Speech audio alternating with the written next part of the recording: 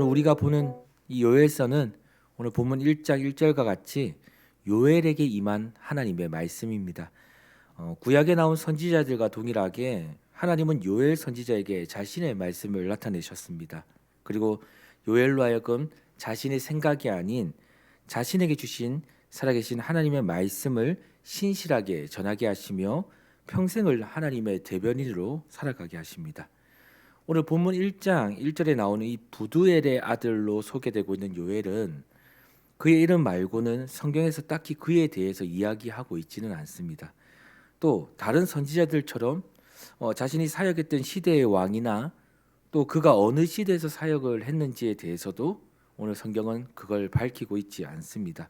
그러나 한 가지 확실한 것은 선지자에 대한 자세한 소개나 언급이 없었다는 것 그 자체가 그 당시 요엘이 많은 청중들에게 자신을 굳이 설명할 필요가 없을 만큼 너무나도 잘 알려진 선지자였음을 사실은 이 아주 짧은 이 본문을 통해서 그가 얼마나 많은 이들에게 알려져 있었는지를 시사해 준다는 것입니다. 하나님은 이 요엘을 통해 자신들의 백성에게 아주 중요한 메시지를 전하게 하시는데 그것은 바로 무엇이냐면 바로 회개입니다. 그로 하여금 회개를 계속해서 외치게 하셨다는 것이죠. 사실 구체적으로 무엇을 회개하라고 또 무엇을 어떻게 회개해야 되는 것인가에 대해서는 오늘 본문은 사실 정확하게 그것을 밝히고 있지는 않습니다. 하지만 오늘 우리에게 소개되고 있는 이 여호와는 하나님이시다라는 이름의 뜻을 가진 이 요엘의 이름이 당시 그 시대를 살아가는 사람들에게 있어 무엇을 회개해야 하는지를 직간접적으로 사실은 설명해 주고 있다는 것입니다. 당시 요엘이 활동했던 남유다는 어떤 시대를 맞이하고 있었냐?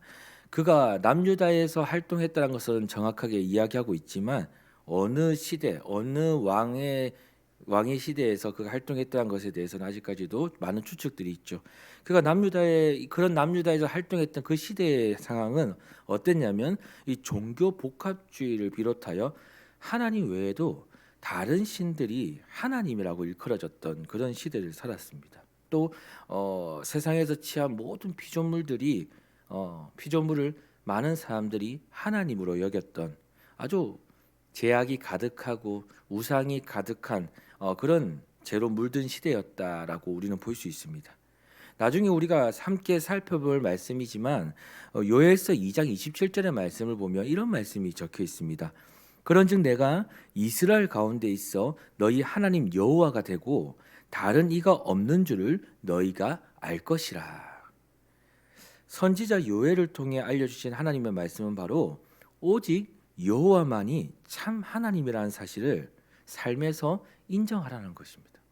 그 많은 백성들에게 그것을 전하고 있는 것이죠. 오늘 말씀을 전하는 저나요, 그리고 새벽부터 말씀을 듣는 우리 모두도 한번 이 점에 대해서 위기의식을 한번 느껴보면 어떨까라는 생각을 해보게 됩니다. 물론 우리가 그렇죠. 예수님과 우상을 대놓고 동시에 섬긴 적은 사실 없습니다. 우리가 그것을 표면적으로 나타낸 적도 없죠. 하지만 우리는 늘 우리가 넘어지기를 기뻐하는 존재, 또 우리가 하나님을 떠나기를 원하는 이 사단, 그는 너무나도 교활해서 여러분과 저를 포함하여 우리도 모르는 사이에 나 자신도 모르게 우리의 마음속에 오늘날의 우상을 우리 스스로가 만들도록 계속해서 우리를 속인다라는 것입니다. 우리는 한 번도 우상 숭배를 해본 적이 없다고들 말할 수 있습니다. 하지만 사실 우리의 마음속을 깊이 조명해 보면요, 우리 마음 한켠에는 하나님이 아닌 다른 신들이 얼마나 많이 세워져 있는지를 사실 이 기도의 자리에 올 때, 때로는 하나님 앞에 우리의 마음이 조명되었을 때 날마다 그것이 발견되어졌다는 사실을 우리는 알게 됩니다. 왜냐하면 여러분, 아주 중요한 사실인데요, 우리의 삶에서 하나님의 자리를 대신 차지하는 것, 그것이 무엇이든지 간에 그 자체가 바로 우상이기 때문에 그렇습니다. 오늘 요엘은 본문에서 유다 사회를 구성하고 있는 모든 계층에게 이 최근에 임한 메뚜기 떼에 의한 재난에 대하여 슬퍼하며 이 일이 왜 우리에게 일어났는지에 대해서 그 심각성을 인지하고 의식하라고 우리에게 권고하고 있습니다. 그는 유다 사회에서 가장 많은 삶을 살고 있었던 이 늙은이들, 오늘 본문에서는 이 늙은 자들이라고 표현하지만 그들을 하여금 노인들이죠. 이 많은 삶을 살고 경험한 노인들, 또 매일을 곡주로 취하고 포도주에 취하며 살아가야 하는 이 술 애호가들, 또 농사를 통해 돈을 벌며 자신도 살고 또 누군가에게 살아갈 수 있게끔 하는 이 농부들에게, 이 세 부류의 사람들에게 오늘 이 말씀이 적용되었다는 겁니다. 그들이 말씀을 듣는 대상으로 삼고 있다는 것이죠. 먼저 첫 번째, 가장 많은 삶을 경험한 노인들에게 요엘은 2절에서 이렇게 이야기합니다. 늙은 자들아, 너희는 이것을 들을지어다. 너희 주민들아, 귀를 기울일지어다라고 그들의 마음을 어떡합니까? 이 말씀을 통해 집중시킵니다. 그리고 3절에 너희의 날에나 너희 조상의 날에 이런 일이 있었느냐 이렇게 말합니다. 오늘날 일어난 이 메뚜기 때의 이 사건이 과거에 한 번도 들어보지 못했던, 또 그냥 넘어갈 수 없는 엄청난 사건임을 그들에게 오늘 이 말씀을 통해서 상기시키는 것이죠. 또 그들로 이 일을 너희 자녀에게 말하고 너희 자녀는 자기 자녀에게 말하고 또 그 자녀는 후세에게 말하라고 당부합니다. 그만큼 오늘 지금 겪고 있는 이 일이 얼마나 충격적이고 두려운 일인가에 대해서 다른 사람들에게, 만나는 모든 이들에게 말해주고 또 스스로 깨달으라고 우리 요엘 선지자는 오늘 이 늙은 이 삶의 경험이 많은 노인들에게 이야기하고 있는 것입니다. 또 오늘 5절에서 7절을 보면요, 또 다른 분류가 있죠. 곡주와 포도주에 취해야만 살아가는 이 술 애호가들에게 이제 메뚜기 때로 인해서 농사뿐만 아니라 과일 수확도 완전히 망했으니 정신을 차리고 인생을 술의 힘으로 살아가고자 하는 기대를 이젠 버리고 완전히 버리고 다시 주님께 돌아오라고 요엘은 이야기하고 있습니다. 요엘을 통해 들은 이 말씀은 여러분, 그동안 이 술을 통해 취하며 즐기며 인생을 위안 삼았던 이들에게 있어 이보다도 더 나쁜 소식은 없었을 것이라 생각합니다. 메뚜기 떼가 포도원과 농경지를 완전히 파괴해 버린 상태에서 앞으로 더 이상 곡식으로 또 포도로 빚은 이 술을 구할 수도 싸게 살 수도 없어졌으니 그들의 인생에 슬퍼할 수밖에 없는 시대가 오늘 찾아왔다라고 요엘은 이야기하고 있는 것입니다. 마지막입니다. 11절과 12절을 보면요, 농사를 지어 곡식과 과일을 수확하고 포도원을 관리하여 포도를 생산하여 취하는 자들에게 파는 농부들에게 이 생산의 모든 길이 막혔다라고 요엘은 이야기하고 있습니다. 그동안 너희가 믿고 일했던 일터가 이젠 곧 사라질 것이니 그동안의 즐거움이 멈추고 이젠 슬퍼하고 울어라라고 요엘은 단도직입적으로 이야기하고 있습니다.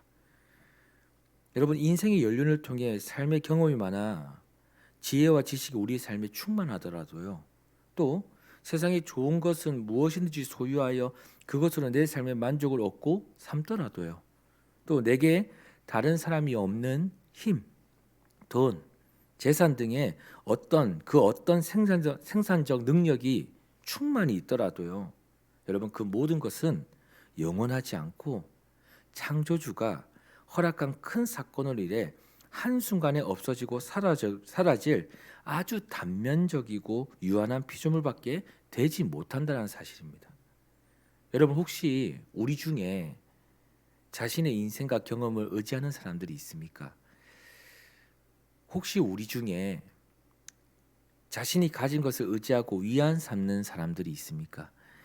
혹시 우리 중에 남들에게 없는, 또 남들보다 많은 어떠한 힘을 의지하고 살아가는 사람들이 있습니까? 요엘은 오늘 그런 우리의 삶을 향해 이렇게 말하는 것입니다. 여호와는 하나님이시다. 여호와가 하나님이시다. 세상의 그 모든 것들은 우리가 의지하고 믿을 만큼의 하나님이 될 수 없다.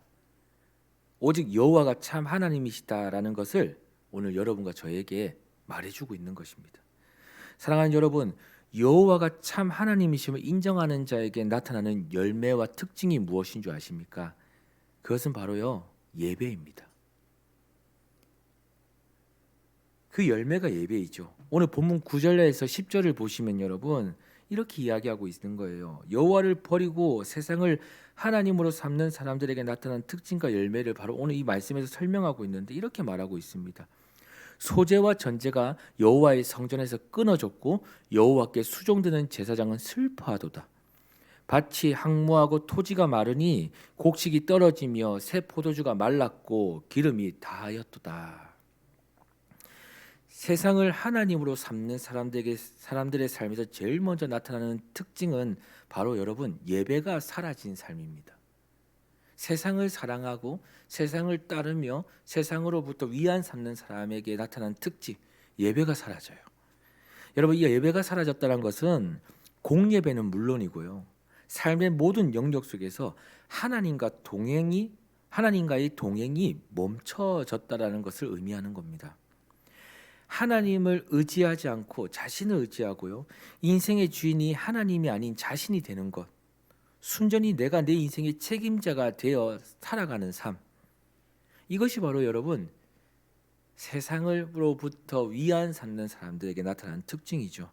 근데 여러분 참 신기한 것이 있습니다. 여기 있는 저도 그렇지만 여러분에게도 아마 이 감정은 느꼈을 거라, 이 결과를 충분히 아실 거라 생각합니다. 그런데 참 신기한 거죠. 그 선택의 결국은 어떻습니까? 오늘 본문에서 이야기하는 겁니다. 슬픔입니다. 세상을 쫓아 사랑하고 세상을 쫓아 나아갔지만 그 결국이 어떠냐라는 거예요. 슬픔이라는 것이죠. 여러분 왜 슬픔입니까? 바로 하나님을 떠난 삶의 결국은 모든 것이 마르기 때문에 그래요. 더 이상 채워지지 않기 때문에 그렇습니다. 또 모든 것을 여러분 잃어버리게 된다는 사실이에요. 아담과 하하가 하나님과 같이 하고자 할 때 하나님은 그들에게 무엇을 선물로 주셨나요? 에덴 동산을 주셨어요. 그 에덴 동산에서 하나님과 함께 할 수 있는 은혜를 주셨죠. 그런데 아담과 하가 하나님과 같아지고자 할 때 그들이 어떠했습니까? 하나님이 주신 에덴 동산을 잃어버리게 됩니다.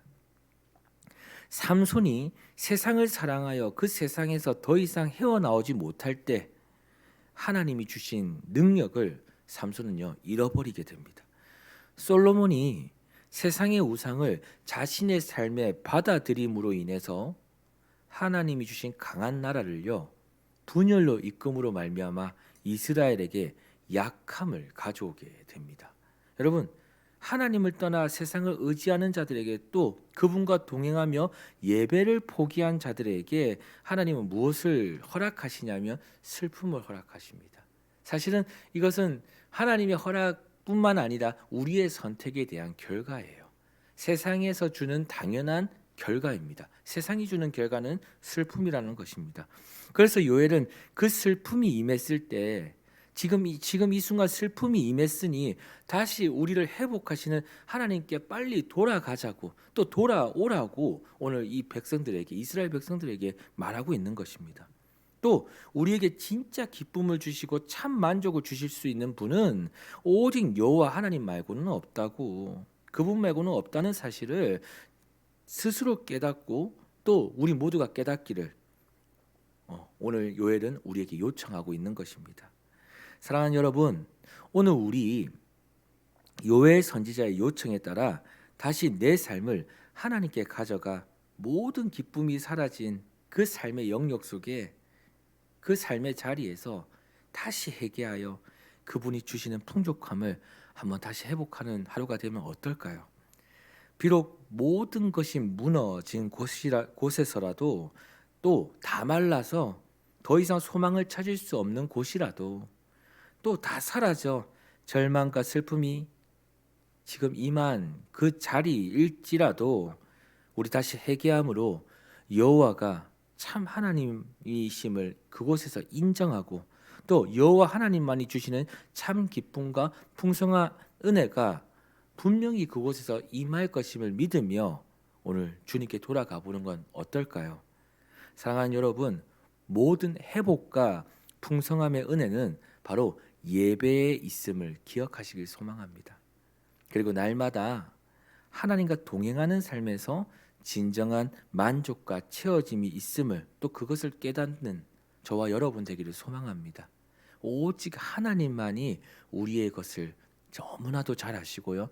오직 하나님만이 우리의 삶에서 풍성함이 무엇인지를 깨닫게 해주십니다. 그리고 아주 중요한 사실인데요. 만족이 무엇인지를 깨닫게 해주십니다. 오늘 그 하나님께 나아가는 저와 여러분 되기를 간절히 소망합니다. 오늘 그분으로 인해서 다시 내 삶에 기쁨이 회복되는, 슬픔의 베옷이 벗겨지고 기쁨의 띠를 띄우는 하루가 되기를 간절히 소망합니다. 기도하겠습니다.